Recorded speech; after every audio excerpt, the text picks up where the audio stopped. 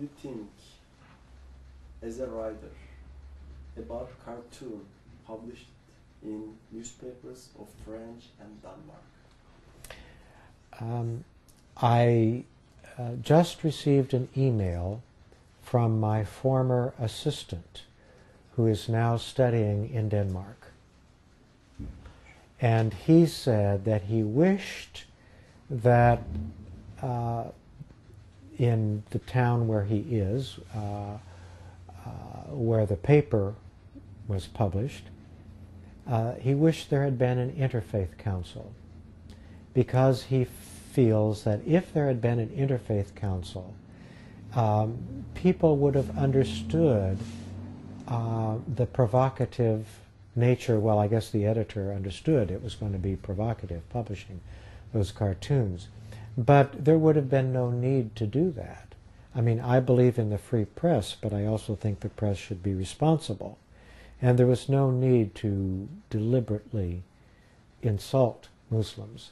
However, the situation is complicated as it has metastasized throughout Europe with the publication of those cartoons by other papers and the reaction in Arab and non-Arab countries.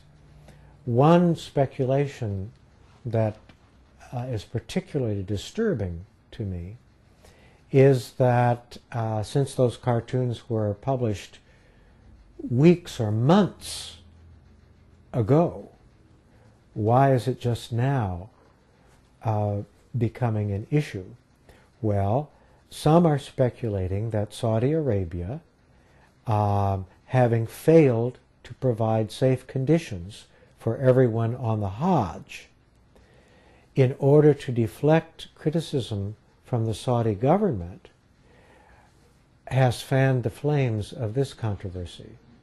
Because, as a matter of fact, in Shia Islam, Muhammad has been depicted, and even in some places in the Sunni world, even though there is a classical prohibition against the depiction of Islam, of Muhammad, peace be upon him, because of the temptation to idolatry. Despite that tradition, there's been no outcry or publication about those images in the past. So one has to ask why that is important now. Preparing class that for people who want confliction in some societies, and such a confliction like speaking about other religions, values, and these things is they are finding place to make their own movement in that way, like terrorism and bringing closure, that kind of things. And this question was regarding this. Do you think that this cartoon? Are we rolling? Okay. Please. Well, let me finish about the cartoons. I think those in Europe who are fiercely defending freedom of expression to publish the cartoons need to look at it from the Muslim point of view, not simply about the reverence for Muhammad, but the fact that French girls are not allowed to wear the scarf. Now, why is their freedom of expression not permitted, but offensive cartoons of the Prophet of Islam allowed? It seems like a double standard to me. So I think that people do use disputes for their own purposes, and religion should not be used that way. We should try to honor each other's faith and understand it, and if we make a mistake and offend someone, we should seek forgiveness. Some people, it is the freedom of speech. Do you think that is freedom of speech? Well, I think I've already addressed that. I do believe in freedom of speech, but it should be responsible. And while I don't want any laws that would prohibit publication of material, in this country, for example, we've had images of Jesus Christ submerged in urine. We've had elephant dung in an artwork about the Virgin Mary. And we may find those offensive, but we don't have laws against that. So I don't want laws against it, but I do want editors to be respectful, and they ought to use common sense. We should be bringing people together rather than provoking outrage and insult and blasphemy and violence. Is there that you want to share with us beyond these questions? I think I'm talked out.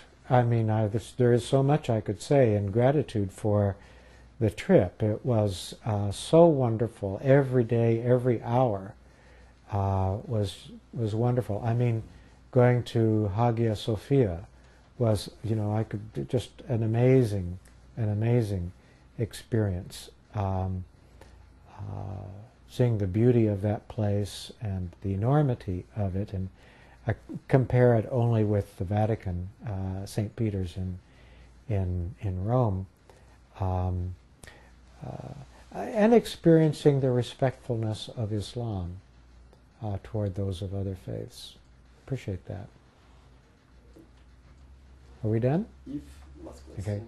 If you gave a message to the world or to the people here, what would you say? The best way to understand yourself and your own tradition is to learn about others. As Max Mueller said, he who knows one religion knows none.